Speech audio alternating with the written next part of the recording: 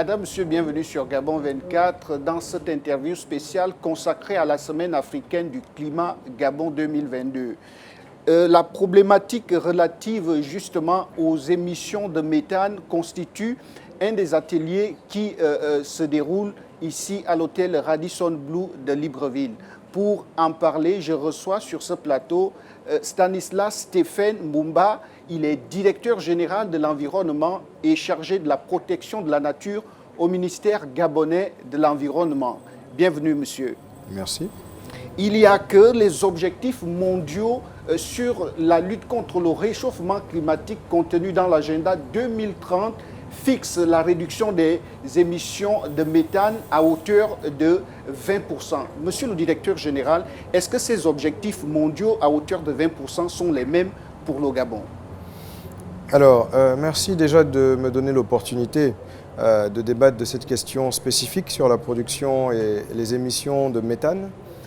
Il faut savoir que les objectifs de réduction à l'échelle mondiale comptabilisent l'ensemble des émissions des différents pays et ne sont pas des objectifs nécessairement nationaux.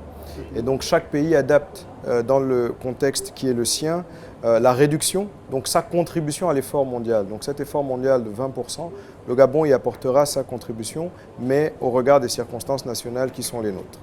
Alors le méthane est un gaz qui a un pouvoir de réchauffement climatique 80 fois plus que le dioxyde de carbone.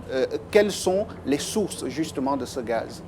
Alors au niveau mondial, on sait qu'on a des secteurs qui en particulier produisent beaucoup de méthane, notamment l'agriculture, le secteur énergétique avec le torchage du gaz naturel et un certain nombre d'activités notamment liées à la production et à la mauvaise gestion des déchets.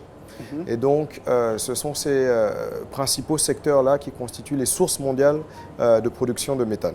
Et comment ce gaz affecte-t-il la forêt gabonaise en particulier et celle du bassin du Congo en général, lorsque nous savons que le bassin du Congo constitue le deuxième poumon de la planète? Alors, on va dire que dans notre sous-région, les pays pétroliers vont avoir une responsabilité particulière en termes d'émissions de méthane spécifiquement, parce que la production pétrolière entraîne de la production également de ce gaz, sous la forme donc, de gaz naturel, et donc qui est torché dans les installations pétrolières. On a tous à l'esprit l'image de ces grands torchères qu'on voit au large. Ben, c'est le méthane qu'on est en train de brûler à ce moment-là. Et donc, dans la sous-région, on a les pays pétroliers qui vont être concernés par ça. On a, comme je l'ai dit, les pays qui sont un peu plus avancés en matière agricole. Et donc, le bassin du Congo est notamment un réceptacle pour absorber justement ces émissions au niveau de la sous-région et même au niveau mondial. Alors, il y a certaines études qui font penser que ce gaz est principalement produit par l'agriculture. La question est de savoir si ces études sont avérées, comment est-ce que le monde va-t-il procéder? Est-ce qu'on laisse tomber l'agriculture alors que la population va grandissant?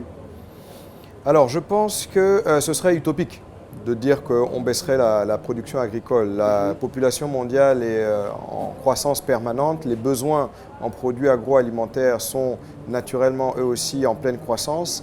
Aujourd'hui, ce qu'il faut retenir, c'est que la thématique du changement climatique, la thématique de la lutte contre les émissions de gaz à effet de serre nous invite plutôt à revoir nos modes de production et nos modes de consommation pour pouvoir arriver à utiliser des technologies qui sont faiblement émettrices et pour pouvoir valoriser le gaz qui est émis.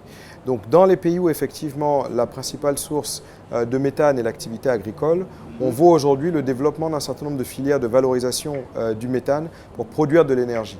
Et donc on a des projets ou en tout cas des technologies qui permettent à des exploitations agricoles d'être autonomes en énergie à partir du méthane qui est produit soit dans les activités d'élevage, soit dans toutes les activités de gestion des déchets.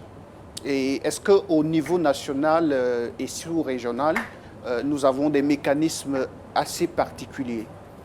Alors, dans le cas spécifique du Gabon, comme je l'ai dit, la principale source de méthane va plutôt être le secteur pétrolier et pas le secteur agricole. On a une agriculture qui effectivement est en train de croître et de se structurer, mais qui n'a pas encore un niveau en termes d'inventaire d'émissions de gaz à effet de serre qui alarmerait sur les émissions.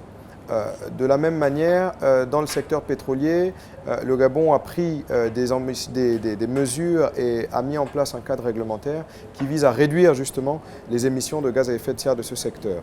Donc depuis 2015, le Code pétrolier en République gabonaise interdit formellement le torchage en continu du gaz naturel. Dès 2007 déjà, donc bien avant l'adoption de l'accord de Paris ou de l'agenda 2030 sur les objectifs de développement durable, le Gabon avait adhéré à l'initiative de la Banque mondiale sur la réduction du torchage du gaz. En réalité, ce qui se passe aujourd'hui, c'est que notre pays invite chaque opérateur pétrolier en production à décliner un plan de réduction du torchage qui est basé sur les débouchés que cet opérateur peut avoir pour l'utilisation de ce gaz. Ça veut dire que comme on le voit pour la production énergétique à Libreville, on a un pipeline de gaz qui arrive de Port-Gentil jusqu'à Libreville. Comme on peut le voir sur certaines plateformes pétrolières, on réinjecte le gaz dans le sous-sol pour aider à la production de l'huile. Aujourd'hui, tous ces projets-là visent à ne plus torcher le gaz en République gabonaise, mais à l'utiliser pour avoir d'autres opportunités économiques, notamment énergétiques également, pour pouvoir limiter nos émissions et valoriser ce gaz. Alors, où on parle d'atténuation et d'adaptation, est-ce que la problématique de lutte contre les émissions de méthane ne relance-t-elle pas, disons, la question de la transition énergétique pour un pays pétrolier tel que le Gabon? Alors, les défis du Gabon en matière de lutte contre les changements climatiques sont connus et sont les défis qui sont adressés par l'accord de Paris. Nous devons adapter notre pays aux nouvelles conditions climatiques qui vont s'imposer à nous eu égard à l'évolution déjà observée du climat. Et on le voit avec les problèmes notamment, par exemple, de montée des eaux avec l'érosion côtière, etc.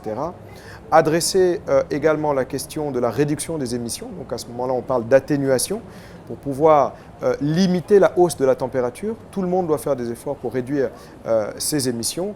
Et la problématique de la mobilisation des ressources, qui est l'un des troisièmes piliers de l'accord de Paris.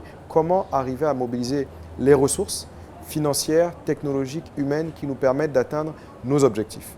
Et donc le Gabon, sur ces différentes thématiques-là, engage des actions spécifiques pour pouvoir, au niveau national, réaliser sa transition qui n'est pas qu'énergétique, mais qui est la transition vers un modèle économique qui était, on va dire, un modèle économique plutôt gris, pour aller vers un modèle économique véritablement vert, justement, qui adresse les questions de durabilité, qui adresse les questions d'optimisation, mais qui reste tout aussi performant sur le plan économique pour que nous puissions avoir de la croissance et créer des emplois. Alors, quelle est justement la place de cette importante thématique relative à la lutte contre les émissions de méthane dans cette semaine africaine du climat? Alors, dans le cadre de la semaine africaine du climat, la question de la réduction du méthane a été notamment évoquée dans le cadre d'une coalition internationale à laquelle le Gabon appartient, qui est donc la coalition pour le climat et l'air pur, qui met ensemble un certain nombre de partenaires techniques, financiers, États, sociétés civiles, pour trouver des solutions à réduire les émissions de méthane, à réduire les émissions de gaz à effet de serre qui proviennent d'un certain nombre de secteurs dans le cadre de l'énergie et qui peuvent affecter la qualité de l'air et les changements climatiques. Et donc, dans le cadre de cette semaine, il y a eu des ateliers, des side events comme on les appelle, qui ont permis de discuter de cette thématique, de faciliter la rencontre entre les acteurs pour pouvoir trouver les opportunités financières ou technologiques, faire le partage d'expériences nécessaires pour savoir quelles sont les meilleures expériences. Et aujourd'hui, on le voit, le Gabon a une expérience relativement avancée sur la réduction du torchage dans le secteur pétrolier. D'autres ont valorisé des expériences dans le secteur agricole ou dans le secteur des transports, qui est également une source de ces émissions, puisque nos véhicules sont encore majoritairement des véhicules thermiques, des véhicules qui émettent des gaz à effet de serre, lorsque d'autres sont déjà sur des modèles de véhicules électriques ou des transitions avec des véhicules à gaz. Est-ce que justement, à la suite de cette semaine africaine du climat, tous les participants, sinon tous les pays africains, pourront aller à la COP27 en Égypte en novembre prochain avec une même voix sur la question des émissions du méthane? Alors, il faut savoir que la semaine du climat est une semaine qui discute des solutions. Ce n'est pas une semaine dans laquelle nous négocions. Nous venons là pour partager des expertises, pour trouver des solutions, pour nouer des partenariats, afin de répondre aux exigences qui sont mises en place dans le cadre de la négociation formelle. Parallèlement, il y a le groupe des négociateurs africains, qui est l'organe à travers lequel les pays concertent leurs positions. Donc l'Afrique entend, comme d'habitude, comme à chaque COP, préparer sa position, harmoniser ses positions. Mais l'Afrique, c'est 54 États, avec des différences, avec des pays pétroliers, des pays agricoles, des pays forestiers comme les nôtres, des pays désertiques. Et donc, nous ne pouvons pas faire l'unanimité sur l'ensemble des questions, mais notre vocation et le rôle du Gabon dans le groupe des négociateurs est de toujours favoriser à ce que nous ayons des positions communes. Et sur la question du méthane également, nous allons nous y atteler.